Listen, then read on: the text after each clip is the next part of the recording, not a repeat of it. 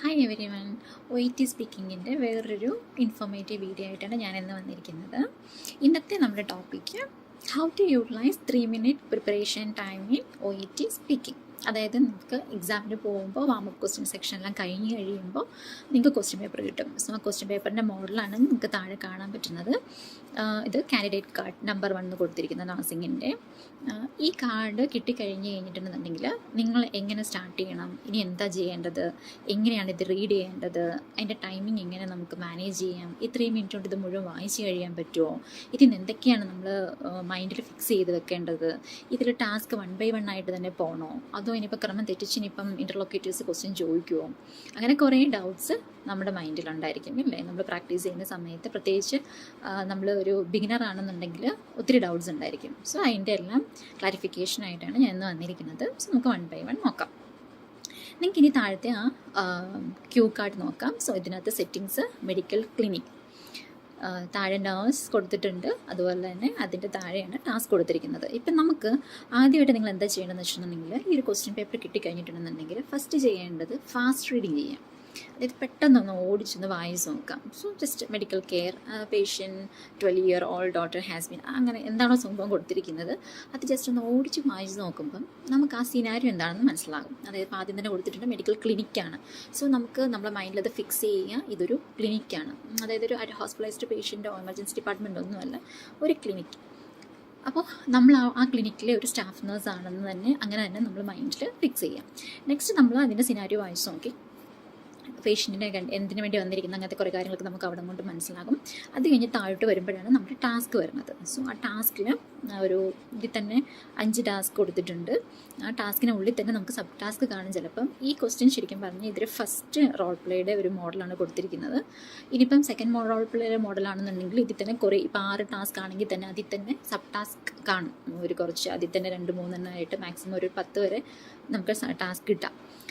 ഇനി നിങ്ങൾ എന്താ ചെയ്യുന്നത് വെച്ചിട്ടുണ്ടെങ്കിൽ ഫാസ്റ്റ് റീഡ് ചെയ്യുക. ഫാസ്റ്റ് റീഡ് ചെയ്യുമ്പോഴത്തേക്കും ജസ്റ്റ് ഒന്ന് അണ്ടർലൈൻ ചെയ്യുക, ജസ്റ്റ് എങ്ങനെയോ വായിച്ചു പോവുക. അപ്പം നമുക്ക് ഏകദേശം ഒരു ക്ലാരിഫിക്കേഷൻ അല്ലെങ്കിൽ ഒരു ക്ലാരിറ്റി കിട്ടും, എന്താണ് സംഭവം, എന്താണ് നമ്മൾ പ്രസൻറ്റ് ചെയ്യേണ്ടത് എന്നുള്ളത്. പക്ഷേ ഒത്തിരി അങ്ങ് ഡീപ്പായിട്ടല്ല നമ്മൾ വായിച്ചിരിക്കുന്നത്, നമ്മൾ ഫാസ്റ്റ് റീഡിംഗ് ആണ് ചെയ്തിരിക്കുന്നത്. ഇനി നെക്സ്റ്റ് എന്താ ചെയ്യുന്നത് വെച്ചിട്ടുണ്ടെങ്കിൽ, അപ്പം നമുക്കിവിടെ 2 കാര്യം മനസ്സിലാകും. നമ്മുടെ സിനാരിയോ എന്താണ്, നമ്മുടെ റോൾ എന്താണ്, ഈ 2 കാര്യങ്ങളാണ് നമുക്ക് ഈ ഫാസ്റ്റ് റീഡിങ് വെച്ച് മനസ്സിലാവുന്നത്. ഇനി സെക്കൻഡ് ഇമ്പോർട്ടൻ്റ് എന്നുള്ളത് നമ്മൾ സ്ലോ റീഡ് ചെയ്യുക. അതായത് ഇപ്പോൾ ഇനി നിങ്ങൾ വായിക്കാൻ പോകുന്നത് ശ്രദ്ധിച്ച് വേണം വായിക്കാൻ വേണ്ടി. അതായത് നമ്മൾ ഈ ഓരോ ടാസ്കും വായിച്ച് നോക്കുമ്പോൾ അതിൽ സ്ട്രെസ് ചെയ്ത ഓരോ കാര്യങ്ങളും കാണും. ഇപ്പോൾ ഈ ക്വസ്റ്റ്യൻ പേപ്പറിനകത്ത് തന്നെ നിങ്ങൾക്ക് നോക്കാം, find out about the patients concern regarding the vaccine. So find out, ഇതിനകത്ത് നിങ്ങൾ അണ്ടർലൈൻ ചെയ്യുന്നത് ഫൈൻഡ് ഔട്ട് മാത്രം അണ്ടർലൈൻ ചെയ്യുക. Second one is emphasize that is safe, അതിൽ എംപസൈസ് എന്നുള്ളത് ഡൗൺലോഡിങ് ചെയ്യുക.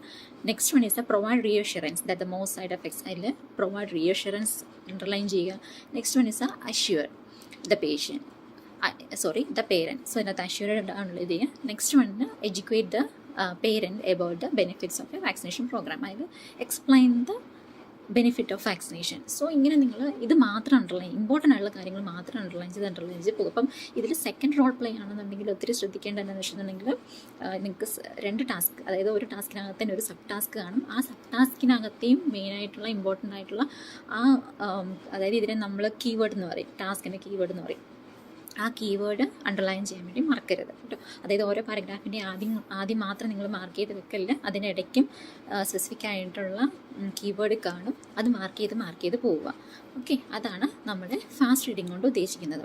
ഈ സമയത്ത് തന്നെയാണ് നിങ്ങൾക്ക് എന്തെങ്കിലും ഡൗട്ട് ഉണ്ടെന്നുണ്ടെങ്കിൽ നിങ്ങളുടെ ഇൻ്റർലോക്കേറ്ററിൻ്റെ അടുത്ത് ചോദിക്കാം. എന്ത് ഡൗട്ടാണെങ്കിലും നിങ്ങൾക്ക് അവരുടെ അടുത്ത് ചോദിക്കാം. ഇവിടെ നമ്മൾ മെയിനായിട്ടും ശ്രദ്ധിക്കേണ്ട കാര്യം എന്ന് വെച്ചിട്ടുണ്ടെങ്കിൽ, ജെൻഡർ ഒരിക്കലും മാറിപ്പോകരുത്. ചില സമയത്ത് നമുക്കവിടെ പേര് എപ്പോഴും പേര് ചോദിക്കുന്ന സിറ്റുവേഷൻ ആയിരിക്കത്തില്ല. അതായത് ഇപ്പം തോമസ് മരിയാന്നോ സാറാന്നോ അങ്ങനെ എന്തെങ്കിലുമൊക്കെ പേര് ആണെന്നുണ്ടെങ്കിൽ നമുക്കതങ്ങനെ യൂസ് ചെയ്ത് കോൺവെർസേഷൻ മുമ്പോട്ട് പോകും.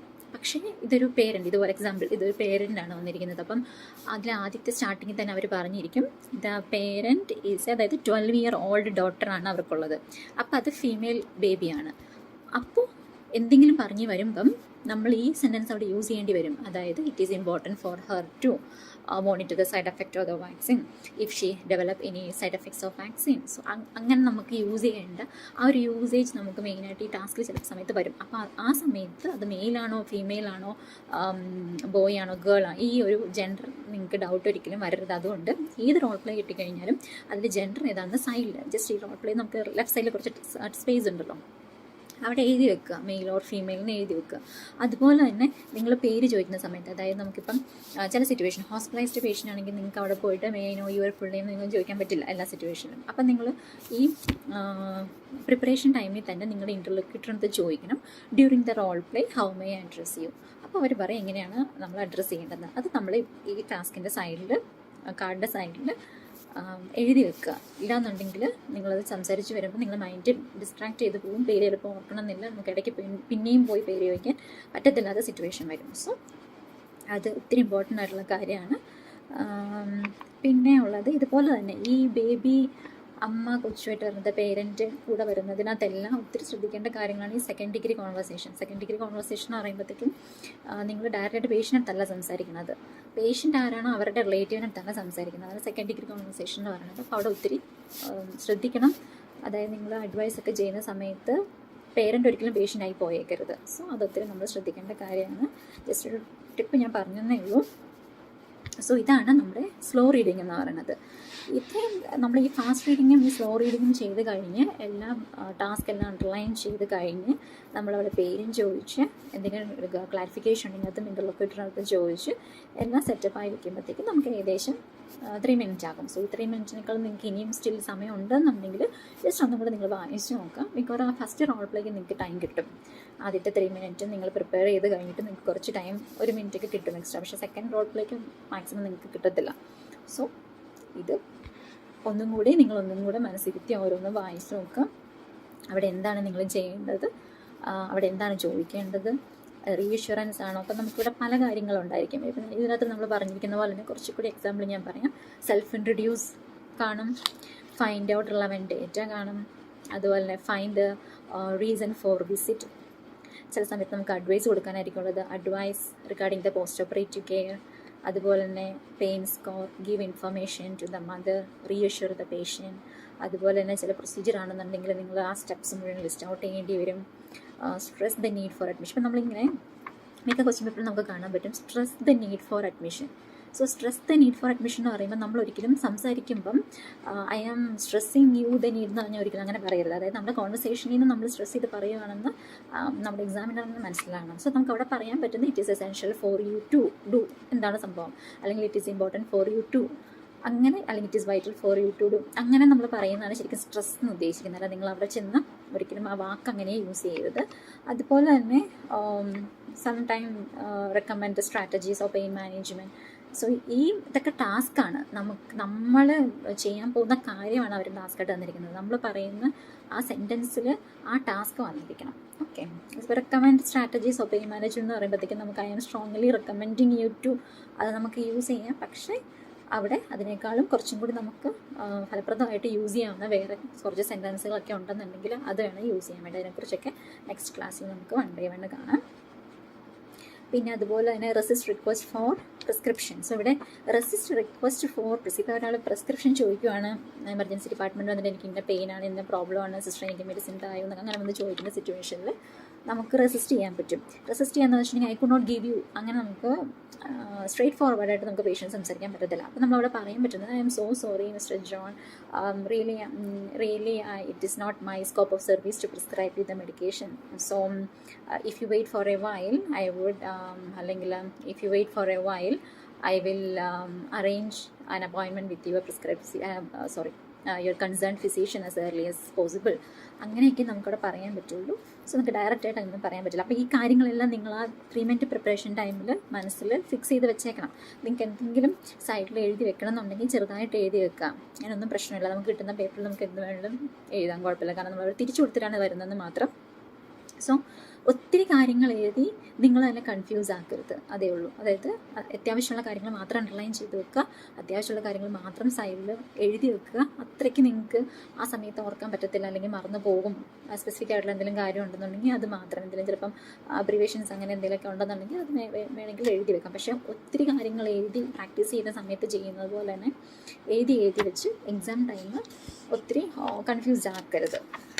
മാക്സിമം നമുക്ക് കിട്ടുന്ന പേപ്പർ അത് നീറ്റായിട്ട് അങ്ങനെ കുറച്ചൊന്ന് അത്യാവശ്യമുള്ള കാര്യങ്ങൾ മാത്രം എഴുതി വെക്കുവാണെങ്കിൽ നിങ്ങൾ പ്രസൻറ്റേജ് ചെയ്യുന്ന സമയത്ത് പെട്ടെന്ന് നിങ്ങൾക്ക് ക്യാച്ച് ചെയ്യും, നിങ്ങളുടെ കണ്ണിൽ അത് ക്യാച്ച് ചെയ്യാൻ പറ്റും, അത് പ്രസൻറ്റ് ചെയ്യാൻ പറ്റും. അതുപോലെ തന്നെ കഴിഞ്ഞു പോയ കാര്യങ്ങൾ വേണമെങ്കിൽ നിങ്ങൾക്ക് ടിക്കറ്റ് പോവുകയും ചെയ്യാം ചെയ്യുന്ന സമയത്ത്.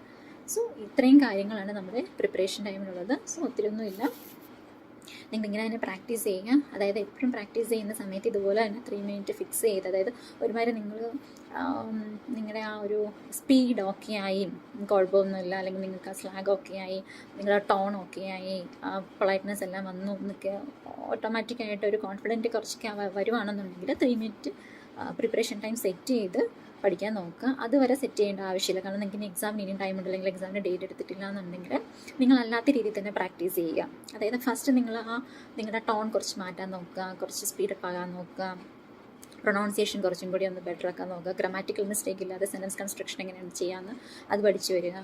അതൊക്കെയാണ് നമ്മൾ ആദ്യത്തെ സ്റ്റെപ്സിലെല്ലാം പഠിക്കേണ്ടത്. ആദ്യമേ നിങ്ങൾ 3 മിനിറ്റ് സെറ്റ് ചെയ്ത് ഒരിക്കലും പ്രാക്ടീസ് ചെയ്യേണ്ട ആവശ്യമില്ല, കാരണം അങ്ങനെ ചെയ്തിട്ടുണ്ടെന്നുണ്ടെങ്കിൽ ഒരിക്കലും നിങ്ങൾക്ക് നോർമൽ വേയിൽ വരാൻ പറ്റില്ല, സ്പീക്കിങ്ങിൻ്റെ ആ ശരിക്കുള്ള രീതിയിൽ വരാൻ പറ്റത്തില്ല. So 1 by 1 step by step slow ആയിട്ട് പഠിച്ചാൽ മതി, ടൈമുള്ളവർക്കാണെന്നുണ്ടെങ്കിൽ.